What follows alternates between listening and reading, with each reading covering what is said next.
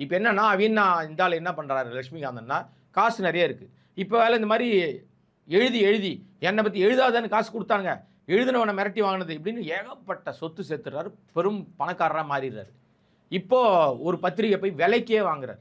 என்னை எழுதக்கூடாதுன்னா நான் புது பத்திரிகை அப்ளை பண்ணி அது லைசன்ஸ் வரதுக்கு லேட் ஆகும். ஏற்கனவே ஓடிக்கிட்டு இருக்கிற ஒரு பத்திரிகை வாங்கணும், இந்து நேசன் ஒரு பத்திரிகை, அதை வாங்கிடுறாரு காசு கொடுத்து.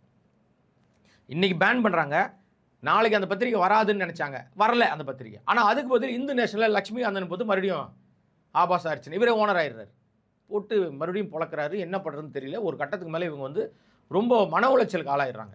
நம்ம போய் நல்லது பண்ண போய் இப்போ நம்மளை இருந்தாலும் இப்படி பேச ஆரம்பிச்சிட்டானே மன உளைச்சல் ஆகிறாங்க. அந்த அடிப்படையில் அவனை மிரட்டி விடணும்னு முடிவு பண்ணுறாங்க. இந்த விஷயம் லட்சுமிகாந்தனுக்கு தெரிஞ்சிருது. அவருடைய ஃப்ரெண்டு ஒருத்தர் வக்கீல், நற்குணம்னு பேர், வேப்பேரியில் இருக்கார். அவர்கிட்ட வந்து அவர் சொல்கிறதுக்கு போகிறார். அதுக்கடையில் இவங்க என்ன பண்ணுறாங்க, லட்சுமிகாந்தன் வந்து மிரட்டி விடுறதுக்காக ஒரு டீமை செட் பண்ணுறாங்க. இப்போ இருக்கிற மாதிரி கூலிப்படைன்னு வச்சிங்களேன், ஒரு டீமை செட் பண்ணி அவன் இத்தனை மணிக்கு போவான், இத்தனை மணிக்கு வருவான், அவனை நீங்கள் வந்து மிரட்டி விடுங்கன்னு மட்டும் சொல்லி அனுப்புகிறாங்க. இந்த மிரட்டி விடுங்கன்னு சொன்னவங்க என்ன பண்ணிடுறாங்கன்னா, ஒரு 5-6 பேர் போயிட்டு கை ரிக்ஷா, கலைஞர் வந்து தான் கை ரிக்ஷா ஒழிச்சார். அப்போ மனிதனை இழுத்துட்டு போகிறான்னு சொல்லி அவர் பார்த்து அவர் வந்து ஒழிக்கிறார். நான் சொல்கிறது 44. அவர் எப்போ கலைஞர் ஒழிச்சார்? 72க்கு மேலே. அதுக்கப்புறம் தான் 79லே ஏதோ தான் அது வந்து கை ரிக்ஷாலாம் ஒழிக்கப்பட்டதாக இருக்குது.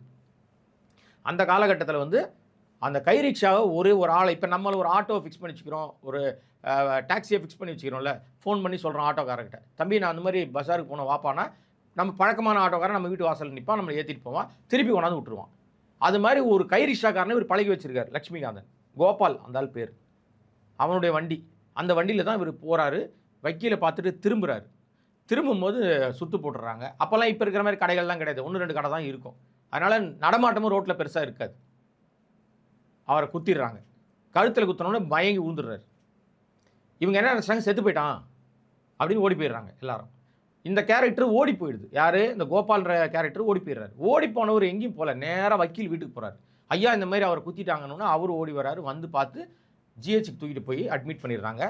அங்கே அவரை வந்து ட்ரீட்மெண்ட் பண்ணுறாங்க. நல்ல வேலையாக அவர் தப்பிச்சிடுறாரு.